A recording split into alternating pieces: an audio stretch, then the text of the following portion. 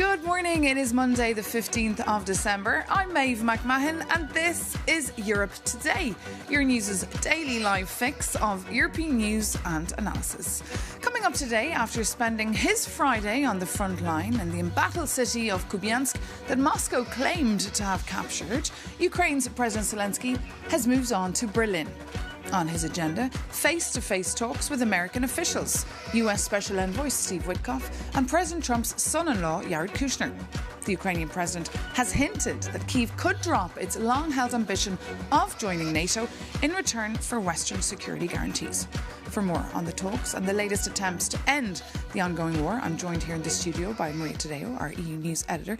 Good morning, Maria. Great to have you with us. So look, marathon talks taking place in Berlin. Any movement? Well, marathon talks because we understand they went on for more than 5 hours yesterday, Maeve, and they will continue this morning. Of course, the German Chancellor, who, to his credit, has really taken the lead now in the negotiations when it comes to the Europeans, hosting the Ukrainian President Volodymyr Zelensky and a U.S. delegation, which, as you alluded to, included Steve Witkoff, of course, that's the special envoy, but also Jared Kushner, who is the son-in-law to President Trump. And the two men, we should note, were instrumental, remember, in negotiating a ceasefire between Hamas and Israel. Now, in terms of the details, we have not heard from the Ukrainians. They argue they will only brief after the talks are completed today. But we did hear from the Americans, and hopefully we can put it up on the screen. Steve Witkoff yesterday saying we had in-depth discussions regarding the 20-point plan for peace, economic agendas, and more. Remember,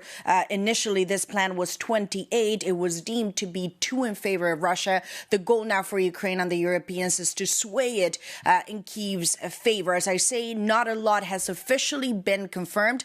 There has been speculation, however, that Ukraine could be prepared now to drop its ambition to join NATO if it can get NATO-like security guarantees. There has also been talk about fast-track EU membership. Of course, one of the dates that was floated was January 1st, 2027. The Ukrainians have not officially confirmed this, but I can tell you the diplomats I spoke with over the weekend said this is really not an option. It's not real. Ukraine cannot join in a year. But of course, you understand the logic here. The U.S. would offload some of the NATO responsibility to the EU, and the Ukrainians keep that momentum and that pressure to accelerate their talks. But as I say, diplomats telling me this is not feasible. We've got to be realistic. Got to be realistic. And of course, this week, Maria's crucial week for the European Union, for Brussels, as it strives to strike a deal on Ukraine's funding. What are the chances? What are the chances? Very difficult. We've talked about make or break crunch time. This is really now crunch time and decision time. Two things just very quickly.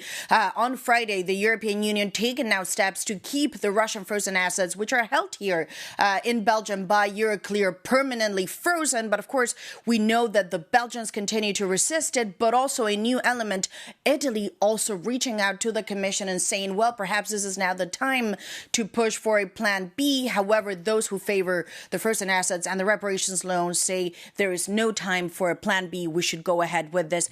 At this point, flip a coin. Flip a coin. Well, stay tuned to Euronews to find out, because, of course, that EU summit is taking place later this week. We've foreign affairs ministers gathering here today. So Euronews.com, of course, your source for all your news and analysis. Thank you so much, Maria Tadeo, for all that. But coming up, we'll be joined by Laurence Tubiana, the French economist and climate diplomat who served as France's climate change ambassador for the 2015 Paris Climate Conference, making her the architect of the landmark Global Climate Act. At 74, Laurence Tubiana still works tirelessly to try to combat climate change as CEO of the European Climate Foundation. So, Laurence Tubiana, thank you so much for taking time out to join us this morning on Europe Today. Hello, nice to have me. Yeah, great to have you this early on a Monday morning. Laurence, look, minds are occupied, as you've heard there, with the ongoing war in Ukraine. So the climate emergency has kind of been politically parked here, if you like, in Brussels. But 10 years on from the Paris Agreement, are you confident it is still intact?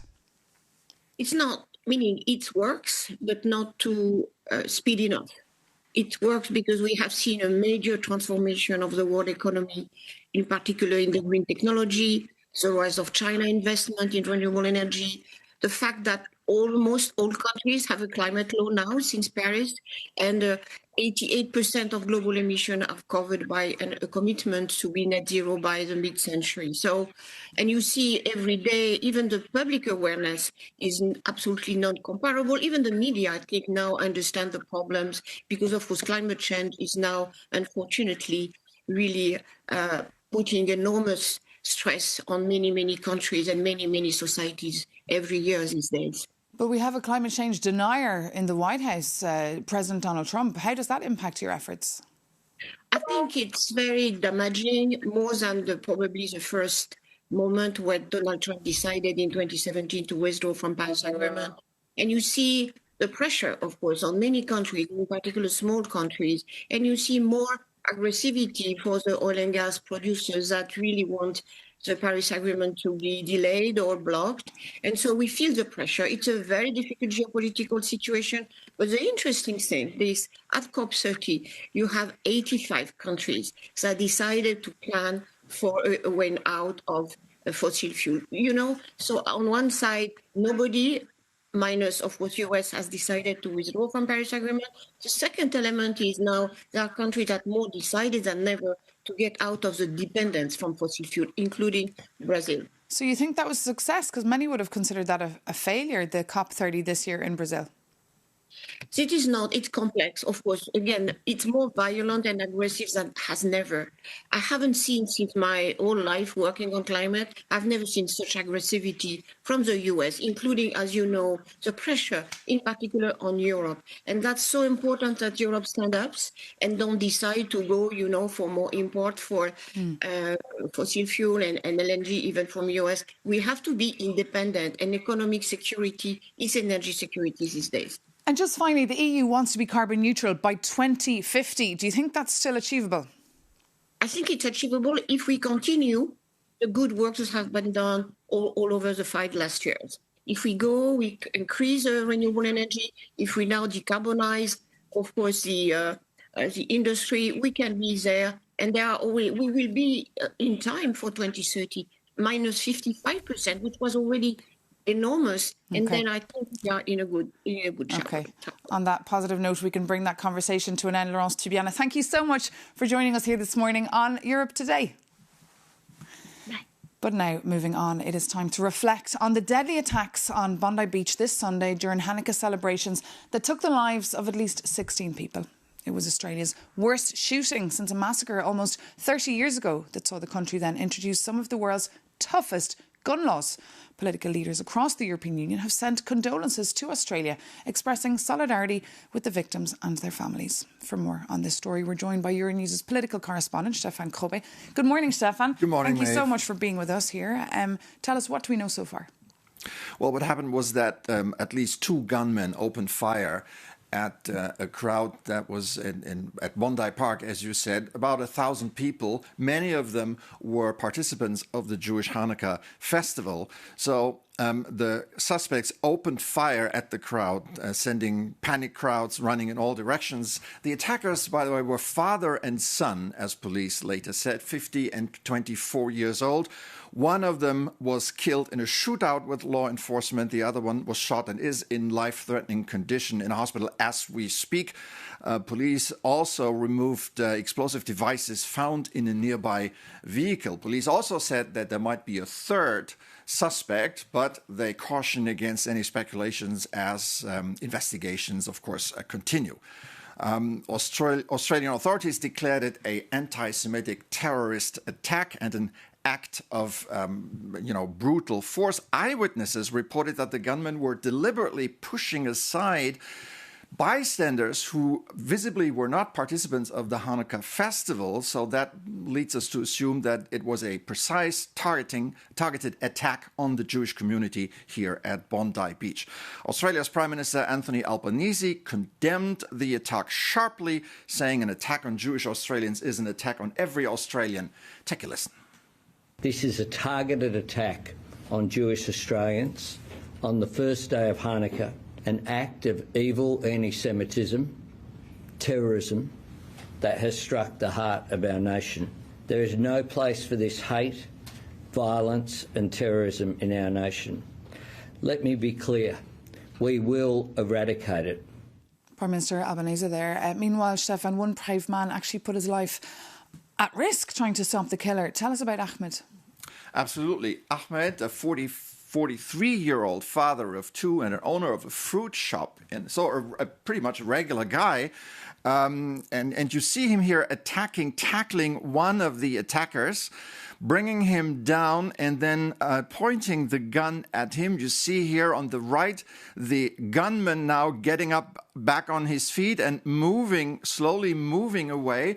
So this, of course, half the firepower of the two gunmen.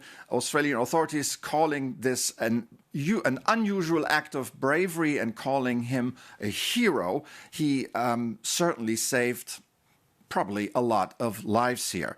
As I said, one was killed and one was severely injured. And Ahmed, I think, is doing well. He's recovering in hospital. Stefan, what has been the reaction here in Europe and also among Jewish communities? They must be rather on edge this Monday. Yeah, well, the European leaders condemned almost immediately the attack. French President Emmanuel Macron saying in Sydney, an anti-Semitic terrorist attack struck families gathered to celebrate Hanukkah. France extends its thoughts to the victims, the injured and the loved ones. We share the pain of the Australian people and will continue to fight relentlessly against anti-Semitic hatred, which hurts us all wherever it strikes. And further to the east in Germany, Chancellor Friedrich Merz saying, the anti-Semitic attack at Bondi Beach during Hanukkah leaves me utterly shocked. My thoughts are with the victims and their families. This is an attack on our shared values. We must fight anti-Semitism here in Germany and around the world. And of course, France and Germany having had sad experiences with anti-Semitism. Indeed, Stefan Grobbe, thank you so much for that update. But now coming back to Brussels news, as you heard earlier, EU heads of state and government are poised for a major gathering in Brussels this week. The most important perhaps for years, because on the table, a loan for Ukraine to keep the country afloat for the next 2 years. Our Jakub Janis has a little refresher for you on the frozen Russian assets earmarked to foot the bill. Day called Europe Week. Well, Brussels just locked down 210 billion euros of Russian central bank cash. Most of it sits right here in Euroclear. Think of it as the world's most nervous piggy bank.